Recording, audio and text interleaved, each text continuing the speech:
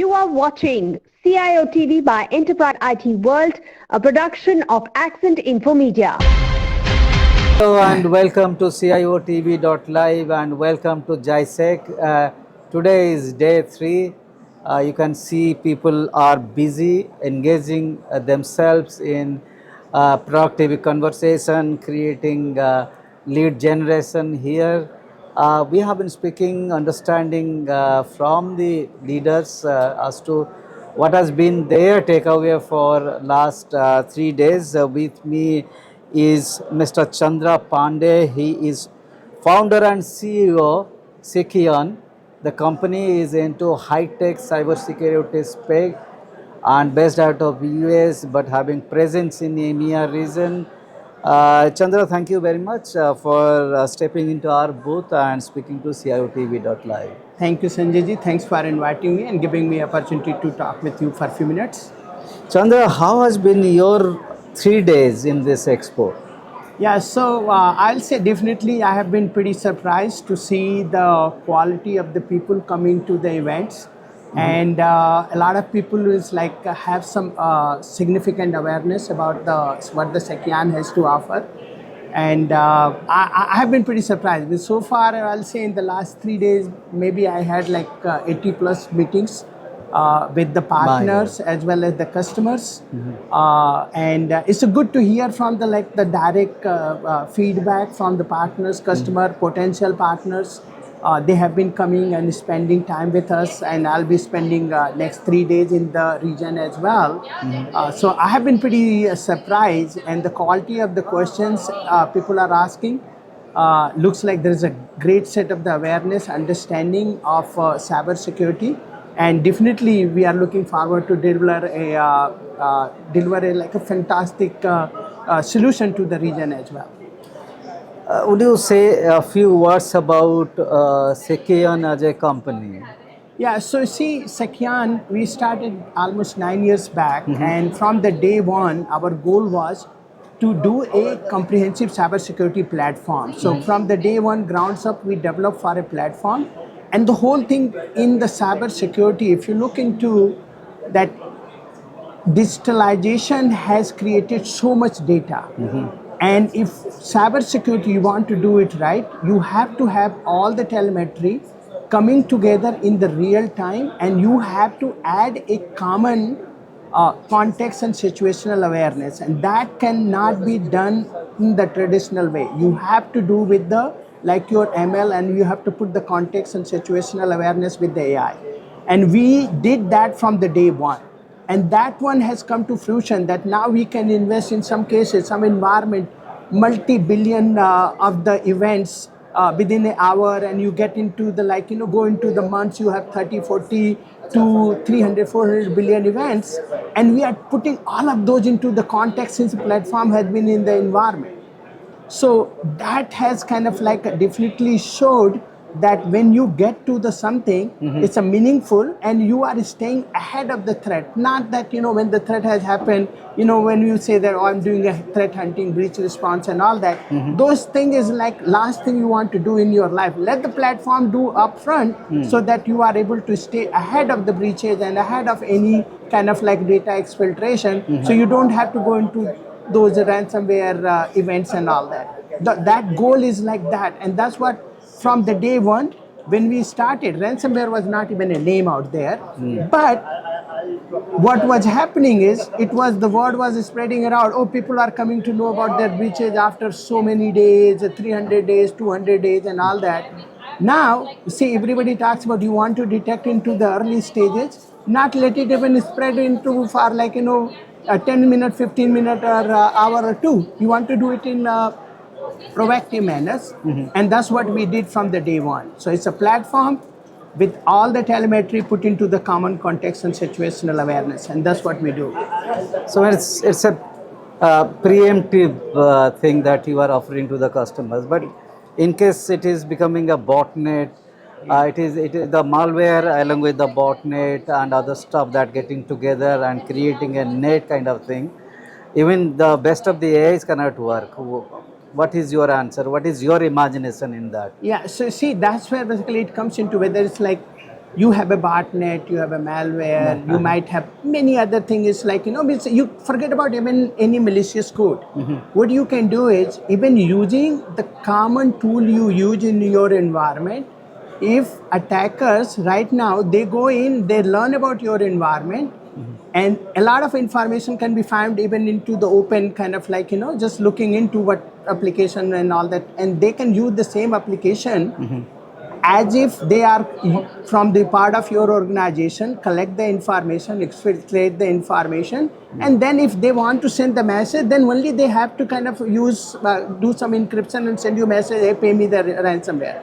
So you don't need even a botnet or any of those like malware code to do a successful attack. And if you have those ones, so see, everything comes down to how good of you are learning about behavior of organization. And see, attacker is also trying to blend in with your activities in there. So how you are able to extract like background shift from the sparse noises to get to the point what is happening in there. And look, you can never get it 100% right. I want to make sure that we kind of agree on that. Right. Your goal is to, like, even if you get few things wrong in there, but you want to show the fact of what is happening in your organization. And the fact, now a decision maker, that's where human can never be replaced by any AI in the world. Right. So human is there and say, hey, this is the fact, and okay, it's acceptable to me. And there are certain things you will say that even if it is acceptable, I want to know about it. So that's what the difference it is in there. So your whole goal is to have a solution which watches multiple steps and stages, pull it all together in a single story automatically, not based on the like, you looking into the data and getting lost in that, it's like yesterday, there was a talk about, finding a needle in the haystack and all Yes. that. Let that work be done by a platform using ML and AI to help you. But at the end, human is kind of like there to decide whether this is acceptable, not acceptable, but still monitor everything. Don't just say that, hey, this is something, just ignore. You keep on monitoring it so you can get to the fact all the time. All right. Now there are so many players in this space, and AI is getting inbuilt into all the products, be it XDR, EDR, all even from the antiviruses. Every company is saying that we have got AI inbuilt and we are automated. You can trust us. So, how many products? So, what are the flavors you are? How many products you have? Part of Seceon, and what are the technologically advanced flavors that you are providing vis-a-vis the vendors? Yeah. So this is a great question, by the way, because if you look into these days, AI is used very generally there because the currently what you heard into the like year and a half and all that, this AI is nothing but the LLM. Okay, and that LLM cannot be applied into when you are trying to detect the threat. It can be applied to look through your kind of some of the context in there which are in the text to give you some meaningful like information inside. Right. But when you are looking into AI for detecting a threat or kind of like looking inside, that's where it comes into the feature. You have to have a normalized feature across all of your telemetry, and those features are the one where you are adding into the context and situational awareness, and that AI learning happens on each and every environment. If you think that, oh, I have learned something from outside and I'm going to apply here, there, that is nothing but that is just like your LLM in there. That has nothing to do with actual threat detection. The threat detection has to be done with the feature which is extracted from that specific customer environment and put into the context and situational awareness. So that AI, when we talk about the AI, we have been doing it from the day one, 9 years back. That is using the domain specific model and then also focusing on that specific customer environment. You can bring your some of the seed, but beyond the seed, it has to extract the information and learn from that same environment. More you learn, more better you get for that environment. But it's not like, it's like, hey, I take a LLM and LLM is going to make me better, as like I'm doing AI. That AI is totally different. So, what are the real challenges that you are facing in this market? Obviously, your products are, tech rich Yeah. ones. But do the customers understand? Do the customers take it in right spirit, or do they think? Do they see that it has got advantage? Or are you making good headways into the market in different regions? Yeah, that's a great question. And I'll be the first one to admit that from the platform point of view, if anybody has looked into our platform and you kind of like ask them, they will say that, hey, they got the best platform in there. Nobody can match us, because you have to start with the grounds up. And most of the people are doing the cosmetic platform. They will say we got the platform, but it's API based, some data here and there with the different contexts and all that. So on the platform, R&D focus, we have been always R&D focused company. We came from the R&D side, so we have done phenomenal job. Innovations, we keep on doing that. Now, the biggest challenge you ask me, our challenge had been that we did not kind of put our energy on GTM side, marketing and sales. Even our salespeople, they came from the engineering background and they were just looking into the partnership and all that in there. So our GTM have been our biggest challenge, because a lot of people will ask, they'll say, Seceon, I never heard about it. And those who have heard, they will say, oh, they got best platform out there. But that's where basically we have to kind of like need a lot of help and kind of focus on that. We are putting the efforts in there.